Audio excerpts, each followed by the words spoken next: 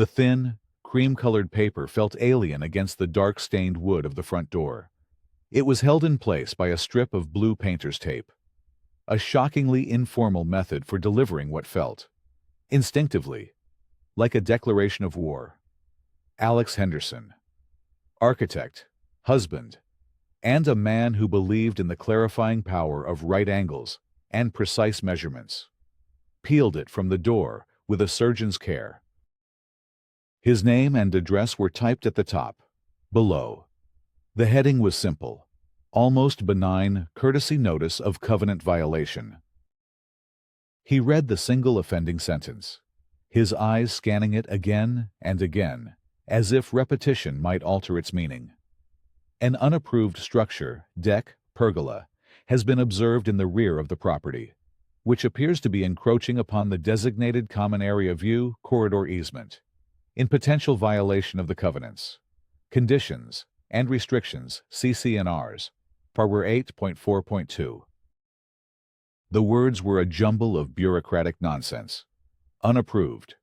He had the signed approval form from the Architectural Control Committee sitting in a neat file in his office. Encroaching.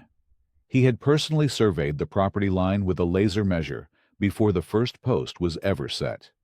The deck was a masterpiece of compliance, set back a full 24 inches from the property line, double the 12 inches required. A screen door creaked open next door. Mike, a retired history teacher with a passion for heirloom tomatoes and a healthy suspicion of authority, stood on his porch, holding a watering can.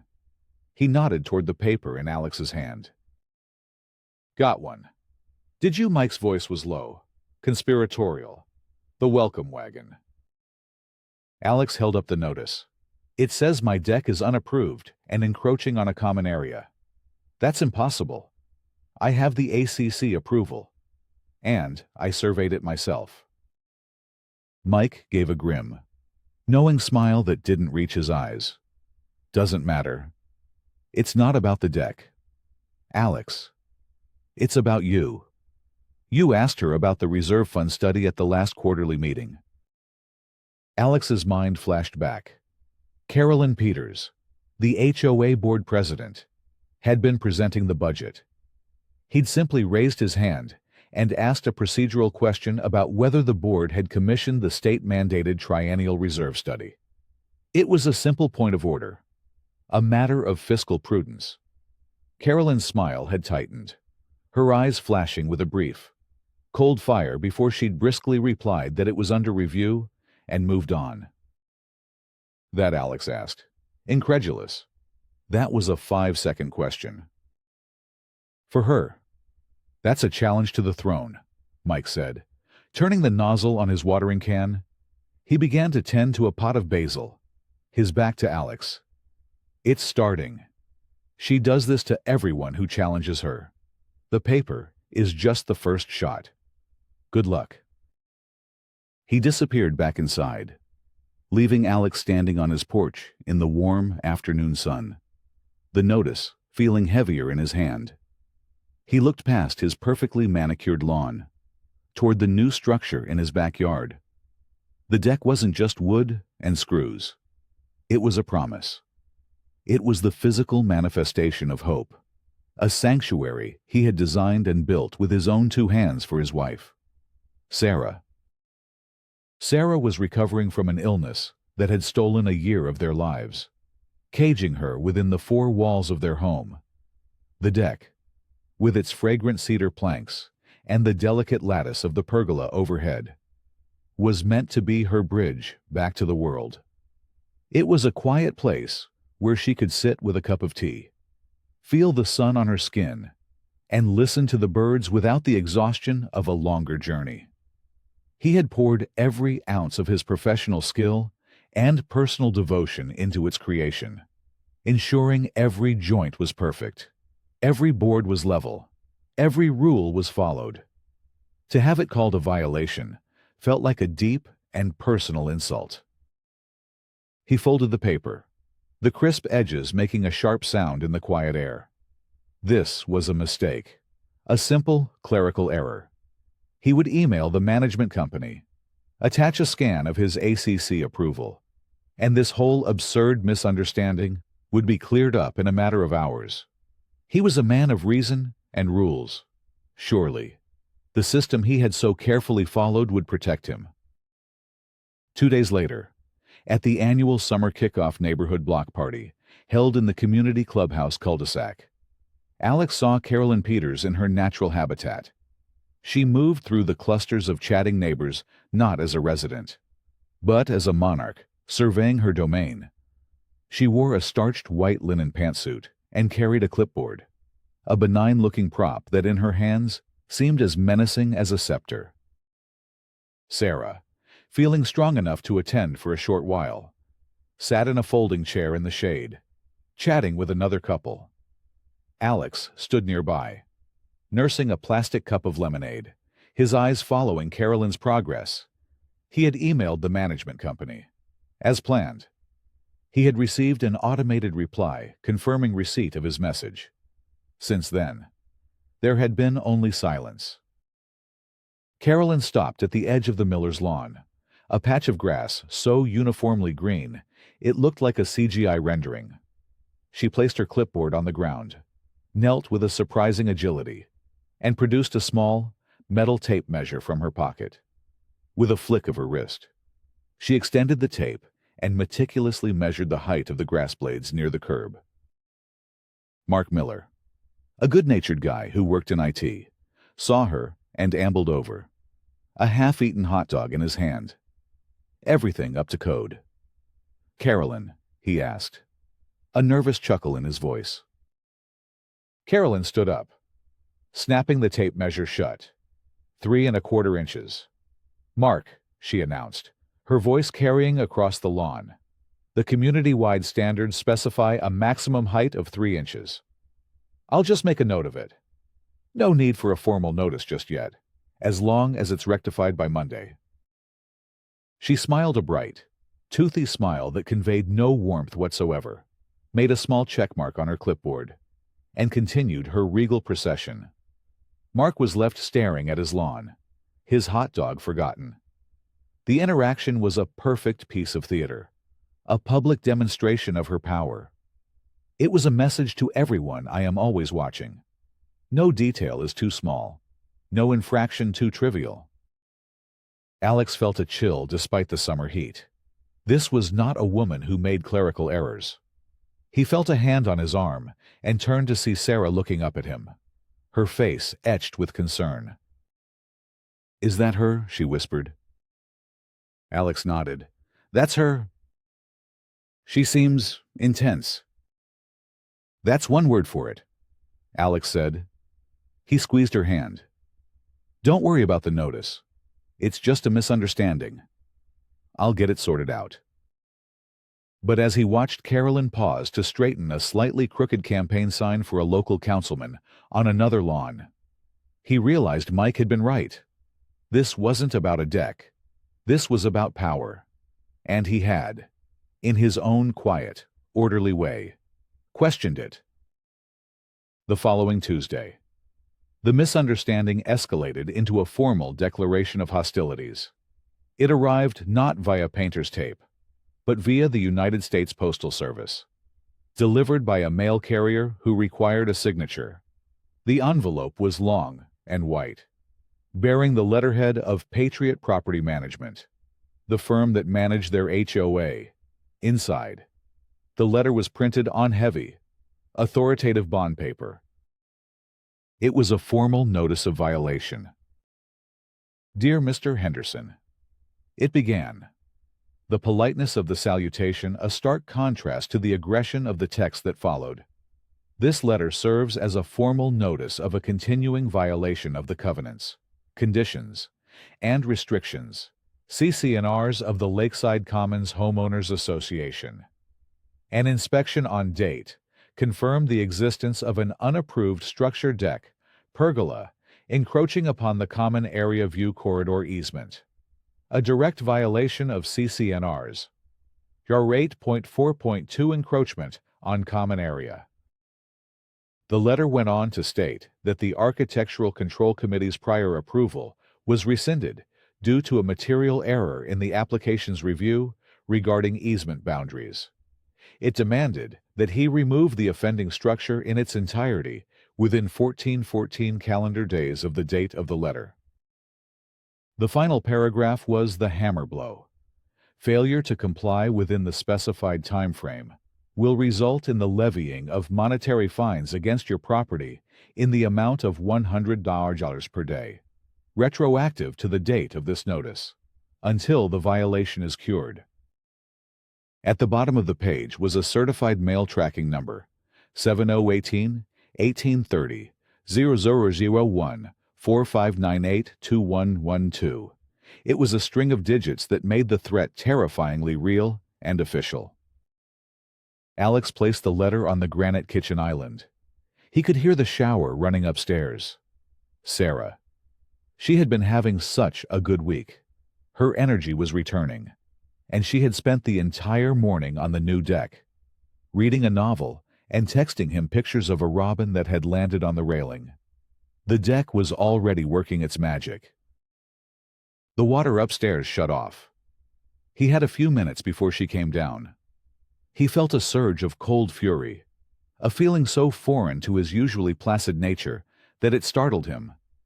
This was not a form letter. This was a targeted attack. The language was precise. The threats specific. Rescinded due to a material error. That was a lie. A carefully constructed legal fiction designed to strip him of his only defense. Sarah came into the kitchen, wrapped in a fluffy white robe, her hair damp. She was smiling, her face still flushed from the warm water. "I was thinking we could have dinner on the deck tonight," she began.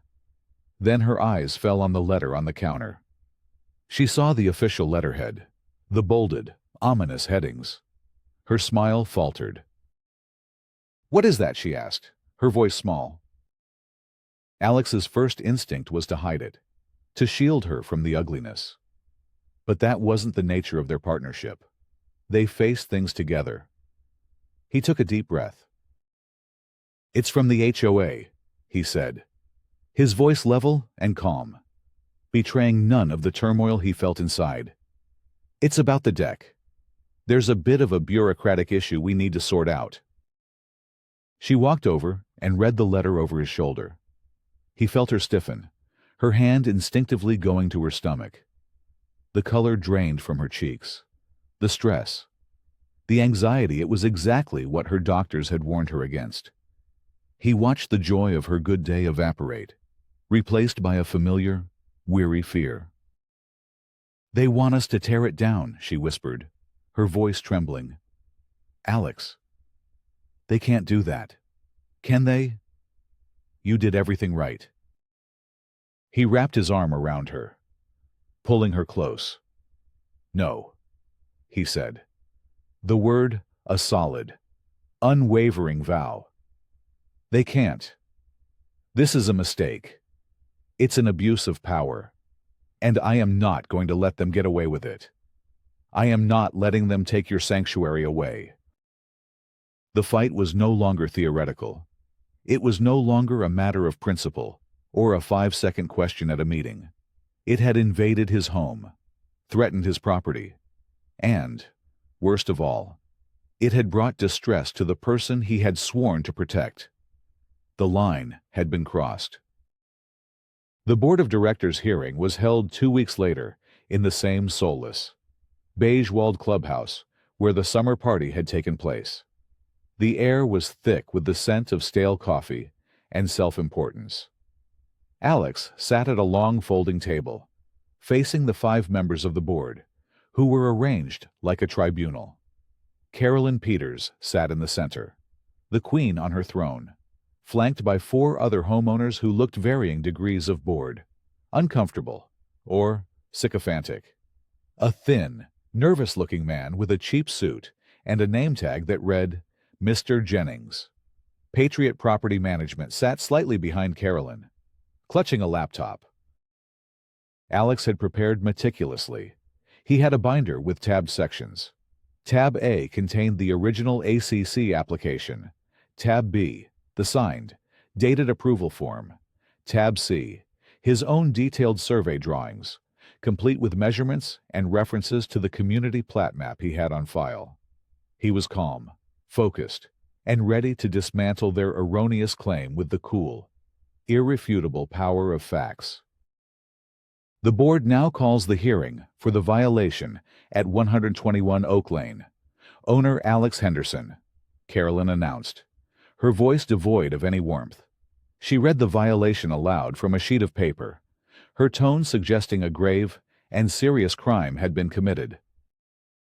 Mr. Henderson, you have been given notice of this hearing. Do you have anything to say in your defense before the board renders its decision, she asked. A perfunctory question that implied the decision had already been rendered. Yes, I do, Alex said, his voice steady. He opened his binder. Members of the board, this entire violation notice is predicated on a false premise. The notice claims the structure is unapproved. This is incorrect. I have here the official approval form from the Architectural Control Committee, dated April 12th, signed by 2 members of the committee. He passed copies down the table. The board members glanced at it. Carolyn barely gave it a look. Instead, turning to the man next to her, Mr. Chen, she said to the youngest board member, a man who looked barely 30. You were on the ACC in April. Is this your signature? David Chen squirmed in his seat. Yes. It appears to be, he mumbled, refusing to make eye contact with Alex. And you approved this structure without verifying its compliance with the view corridor easement, as outlined in Farger 8.4.2. Carolyn's voice was sharp, accusatory. We reviewed the plans he submitted. David stammered. They appeared to be in order. Carolyn waved a dismissive hand. Appeared to be. A clerical error. As we've already established.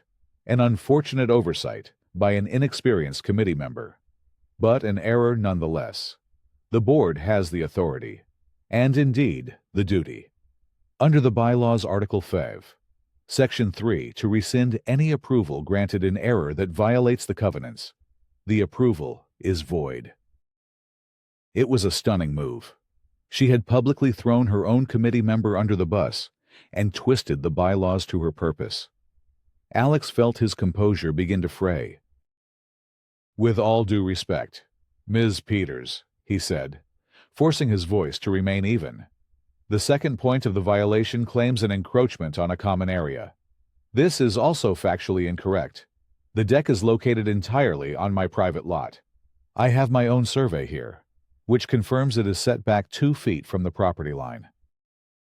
He passed out the survey drawings. Carolyn glanced at them with a look of theatrical pity.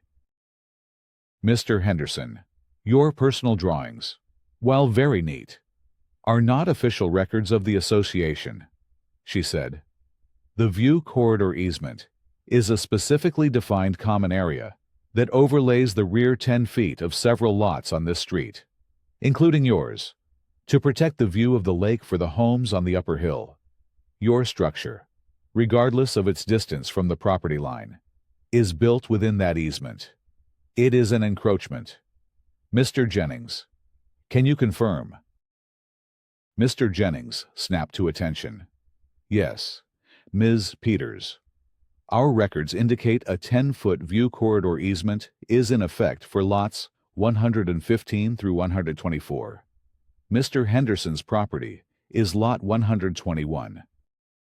It was a lie, a complete fabrication. Alex had the community plat map. He knew there was no such easement on his parcel, but his copy was at home in his office. He hadn't thought to bring it, assuming his signed approval and survey would be enough.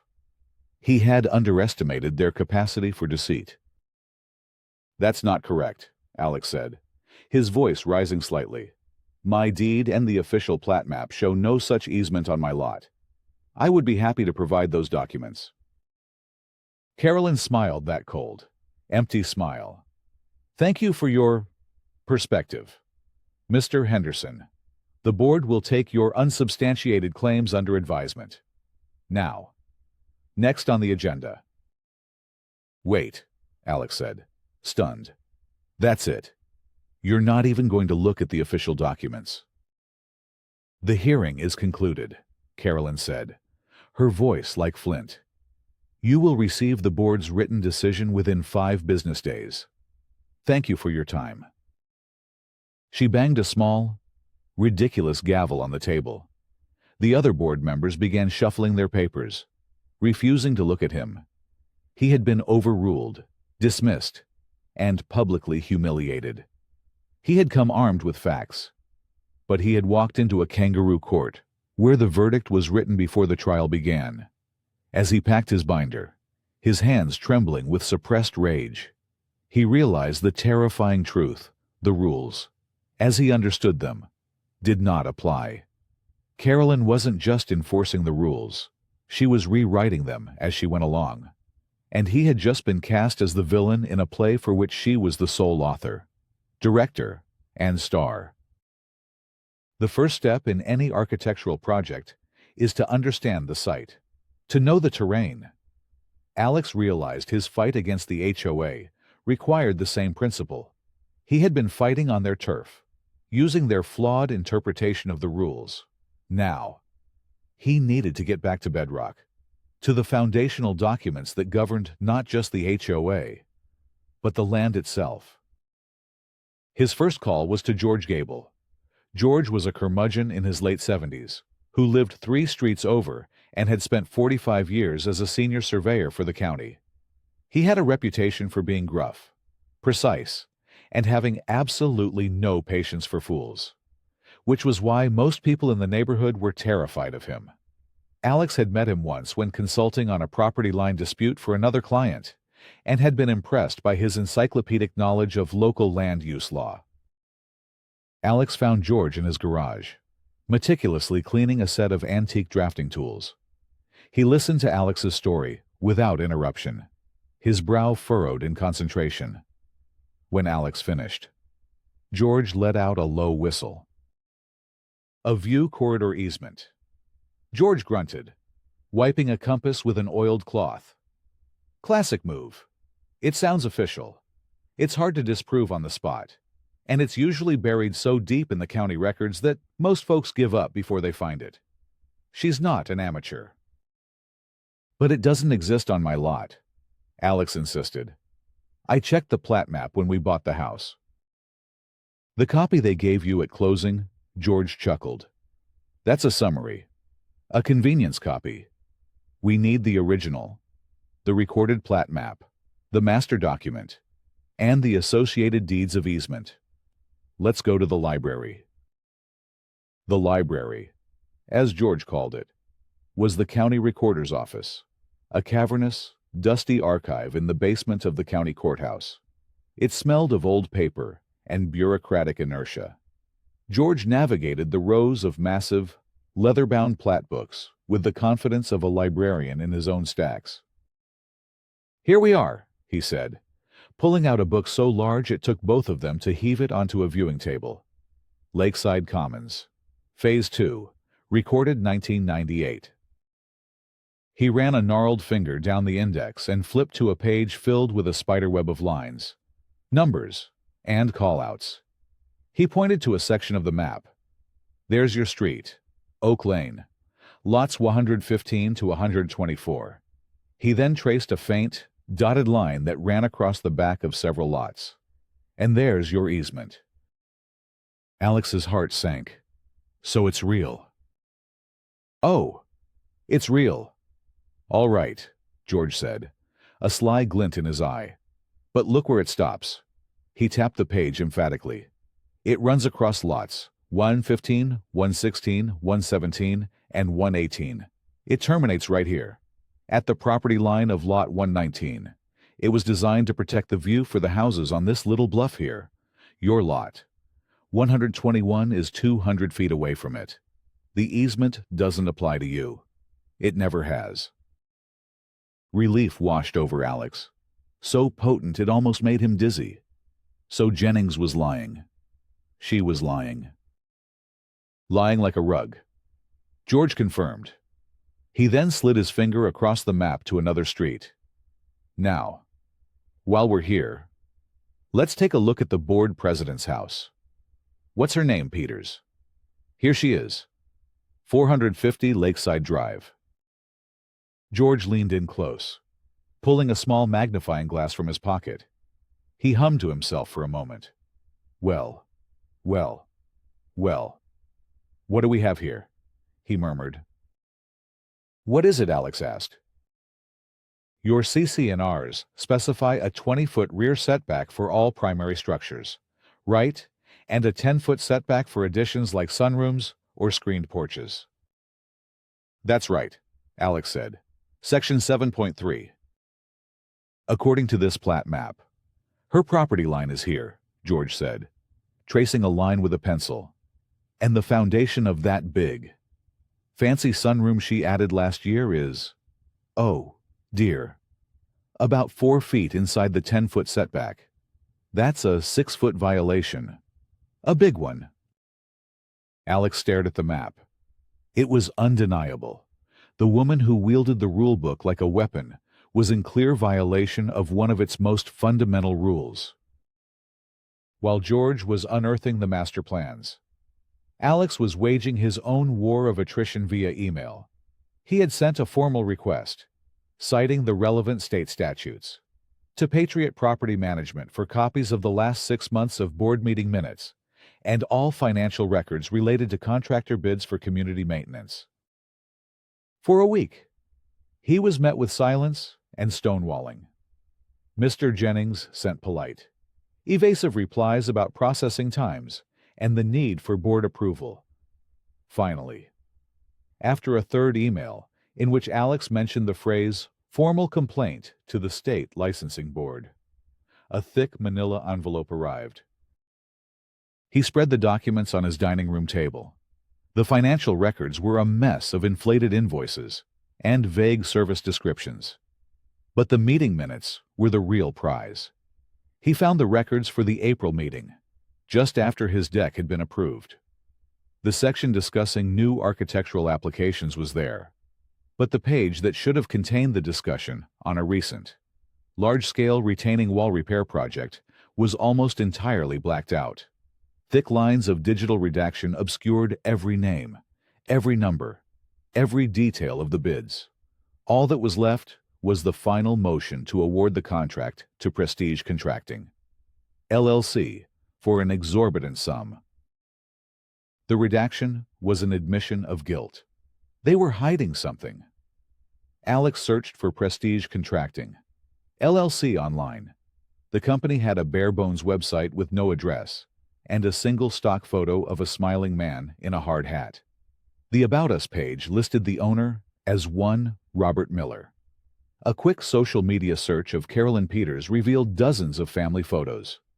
There, in a picture from a recent family reunion, was Carolyn, arm in arm, with a man she identified in the caption as my wonderful brother-in-law, Bob. Bob, Robert Miller, Prestige Contracting. The kickback scheme was no longer a suspicion. It was a near certainty. She wasn't just a petty tyrant. She was using the HOA as her personal ATM. The pieces were beginning to fall into place. But, as Alex sat there, amidst his growing pile of evidence, another letter arrived. This one was from a law firm, Dewey, Cheatham and Howe, the official legal counsel for the HOA. The letter was cold, clinical, and terrifying. It was a formal notice of intent to place lien. It stated that due to his failure to cure the violation and the accumulation of unpaid fines, which now totaled over $2,100, the association would be placing a lien on his property in 30 days. He read the legal jargon, the words blurring together: foreclosure, collection costs, attorney's fees. This was the final turn of the screw. They weren't just trying to bully him. They were threatening to take his home. Sarah found him staring at the letter, his face pale. The weight of the fight, the sleepless nights, the constant, grinding pressure. suddenly felt immense. For the first time, a sliver of doubt crept in. Maybe it was easier to just give in, to tear the deck down, to make it all go away. But then, he looked out the window at the structure, at the place he had built for her, and his resolve hardened into steel. This was no longer just his fight. It was theirs. The harassment campaign began subtly, then escalated.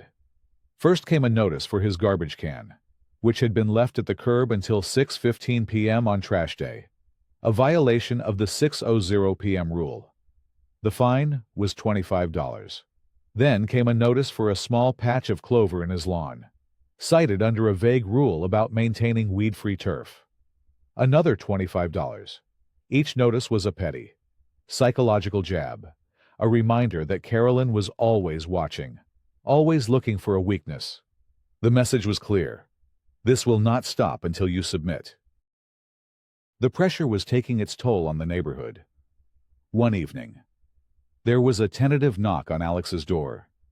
It was Eleanor Vance, an elderly widow who lived down the street.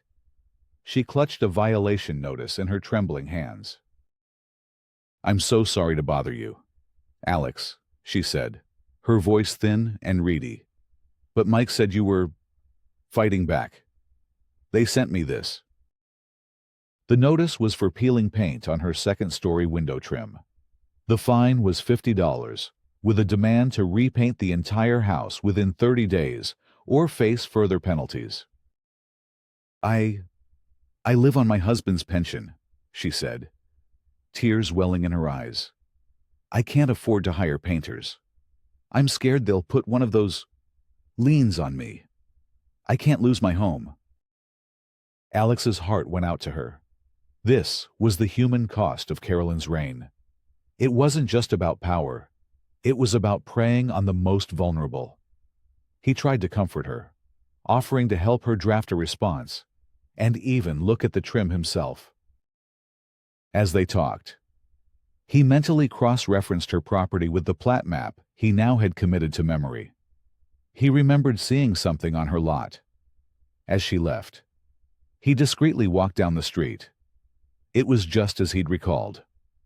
The old chain-link fence at the back of Eleanor's property, the one overgrown with ivy, was a good 6 inches over her property line, encroaching on the common area behind her house. It was a legitimate, albeit minor, violation. It had likely been that way for 30 years. And it was the kind of thing Carolyn, with her tape measure and clipboard, would never miss. Yet, she was ignoring the fence and persecuting this poor woman over a bit of peeling paint. It was the very definition of arbitrary and selective enforcement. The knowledge settled in his stomach like a lead weight.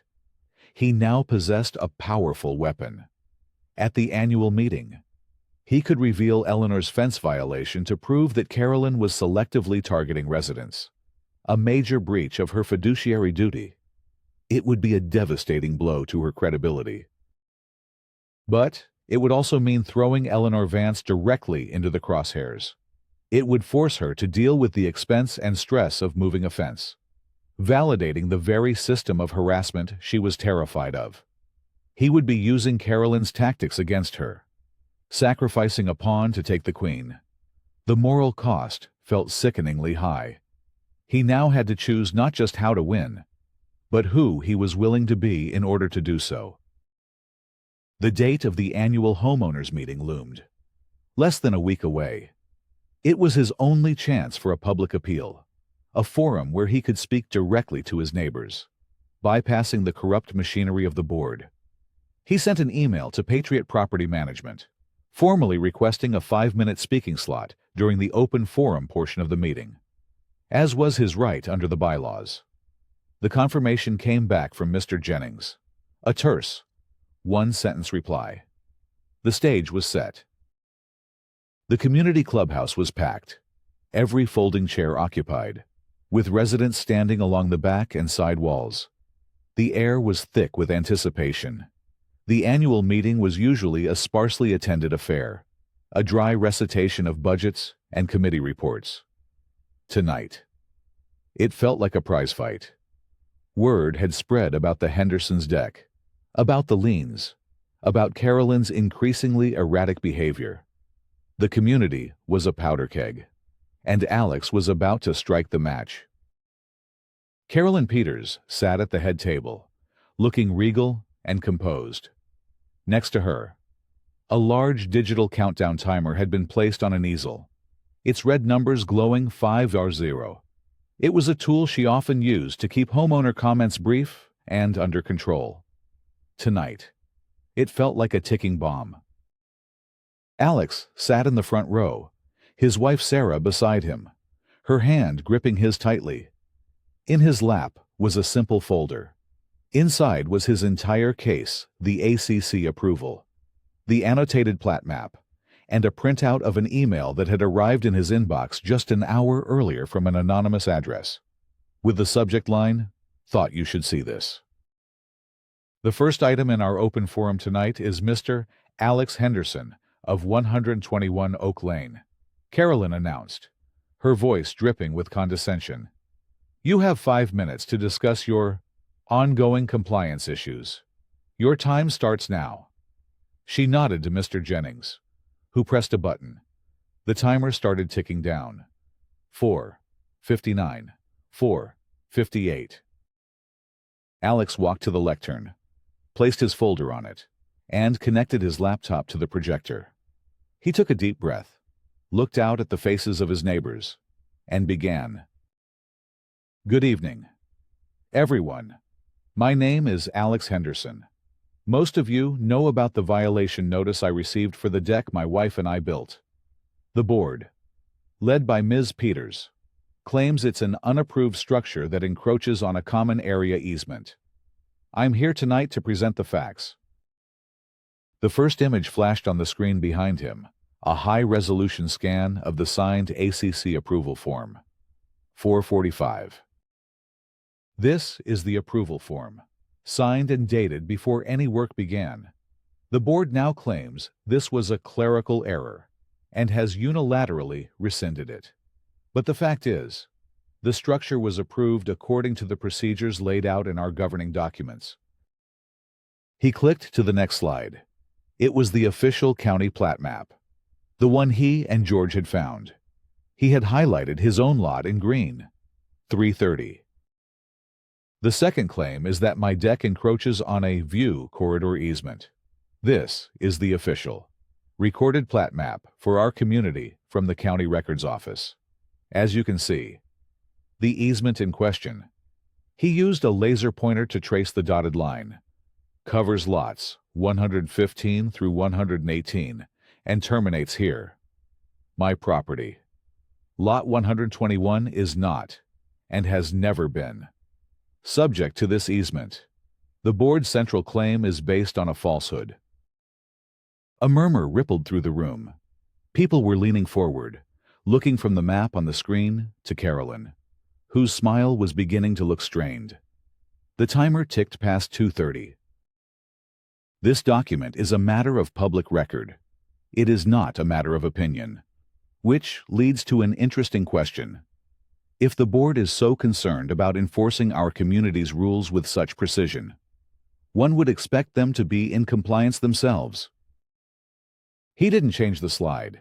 He simply moved the laser pointer across the map to a large lot on Lakeside Drive. He highlighted the property line and the outline of the house. 2 Sudruzars. This is the property at 450 Lakeside Drive, the home of our board president, Carolyn Peters. As you can see from the county's own map, the sunroom addition at the rear of the property extends a full 6 feet into the 10-foot setback required by our CC&Rs. This is not a minor infraction. It is a significant, undeniable violation, one that has existed for over a year, without a single notice being sent. The murmur grew louder. A man in the back shouted, "Is that true?" Carolyn's face was now a rigid mask of fury. She gripped her gavel, her knuckles white. The timer showed 1:15. "And finally," Alex said, his voice dropping slightly, I believe I've discovered the real reason I was targeted. He clicked to the final slide. It was the unredacted email, forwarded to him by a guilt-ridden David Chen. The email was from Carolyn to the other board members, dated the day after the vote to approve the retaining wall contract. I know the bid from Prestige Contracting was the highest. The email read, but I can personally vouch for their quality and reliability. My brother-in-law, Bob Miller, runs a tight ship, and it's important we keep these big projects in the family, so to speak, to ensure they're done right. I trust you will all agree this is the best path forward for the community. The room fell into a stunned silence, broken only by the quiet, insistent beeping of the timer as it passed 0:15. Alex looked directly at Carolyn. The board awarded a contract worth over $100,000 of our money to a company owned by Ms. Peters's brother-in-law, at an inflated price, a clear conflict of interest she deliberately concealed. My violation was never about a deck. It was retaliation for asking questions. It was an attempt to silence a homeowner who got too close to the truth. He had the plat map still on screen. He could, in his last few seconds, point out Eleanor Vance's fence, cementing his case by proving selective enforcement. He saw Eleanor in the third row, her face pale, her hands clasped in her lap. He met her gaze for a fraction of a second. The choice was clear. Winning wasn't enough. He had to win the right way. The timer buzzed, the harsh sound signaling his time was up. 0:00. Alex looked back at his neighbors. My 5 minutes are over. Thank you. He walked back to his seat and took Sarah's hand. He had presented his case on the merits of his own innocence and Carolyn's corruption. He had protected the innocent. Whatever happened next, he had won the battle that mattered. The silence in the room lasted for a heartbeat, and then it broke. It wasn't an eruption. It was a flood. Dozens of voices rose at once, a wave of outrage and betrayal directed at the head table. A kickback scheme, someone yelled. You've been lying to all of us, shouted another. My God, Carolyn, your own sunroom. Carolyn banged her gavel, the sound lost in the growing din. Order. This is a malicious, slanderous attack. These documents they're taken out of context. But the evidence was too clear. The presentation too methodical. No one was listening to her. Mike, the retired history teacher, stood up, his voice cutting through the noise with surprising authority. Point of order. Madam President, he called out. According to our bylaws, Article 3, Section 5, any member of the community may make a motion from the floor during the annual meeting. I move for an immediate vote of no confidence in President Peters. And I further move that the board be directed to hire an independent forensic auditor to conduct a full review of the association's finances for the past 2 years, with the results to be made public to all homeowners. A woman from the back row screamed, I second that motion. Carolyn's face was ashen. That motion is out of order. It is not, Mike retorted, holding up a copy of the bylaws. It is perfectly in order. We demand a vote. The room erupted in a chorus of vote, vote, vote. The other 4 board members looked at each other, then at the angry faces of their neighbors. Their loyalty to Carolyn evaporated in an instant. David Chen, looking profoundly relieved, was the first to speak. I agree, he said, his voice shaking but clear. We need to vote on the motion. One by one, the others caved. The vote was a simple show of hands. When the call came for those in favor of the motion, nearly every hand in the room shot up. When the call came for those opposed, only one hand remained down Carolyn's. She sat alone at the table, utterly defeated. The motion passed overwhelmingly, Mike then made another. I move that the board immediately void all fines and rescind the notice of intent to lien against the property at 121 Oak Lane. It was seconded and passed just as quickly. In the space of 10 minutes, the entire power structure of the community had been dismantled. Carolyn sat motionless for a moment, then gathered her papers with a stiff, formal dignity and walked out of the clubhouse without a word, the stares of her neighbors following her like daggers. The spell was broken. In the weeks that followed, the changes were swift and decisive. A special meeting was called, and Carolyn Peters was formally removed from the board. A new election was held, and a slate of reform-minded residents, led by a reluctant but principled Mike as the new president, was voted in. Alex was offered a position on the board, but he politely declined. His fight was over. Instead, he volunteered to lead a small committee to rewrite the association's bylaws, drafting new, stronger rules on transparency, ethics, and conflict of interest to ensure this could never happen again. The forensic audit took 2 months, and its findings were more shocking than anyone had imagined. The kickback scheme with her brother-in-law was just the tip of the iceberg.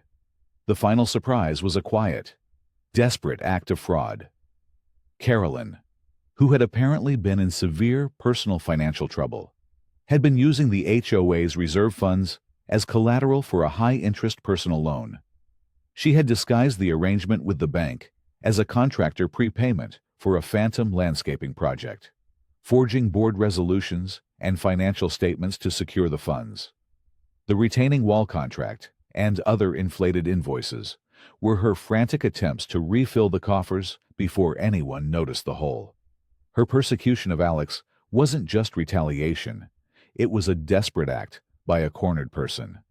Trying to intimidate the one man she feared was smart enough to uncover her entire house of cards.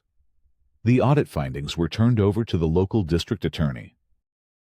One crisp autumn evening, months later, Alex and Sarah were sitting on their deck. The setting sun cast long shadows across the yard.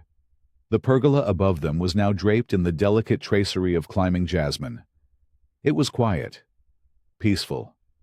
Sarah leaned her head on his shoulder. "It's beautiful out here," she said softly. "Thank you for not giving up." Alex looked at the sturdy, well-built structure around them. It had weathered the storm, just as they had. It was more than just a deck now. It was a monument to standing your ground, to the quiet power of facts, and to the simple, unassailable truth that a rule is only as strong as the integrity of the people who enforce it. The fight had been long and exhausting, but their sanctuary was secure.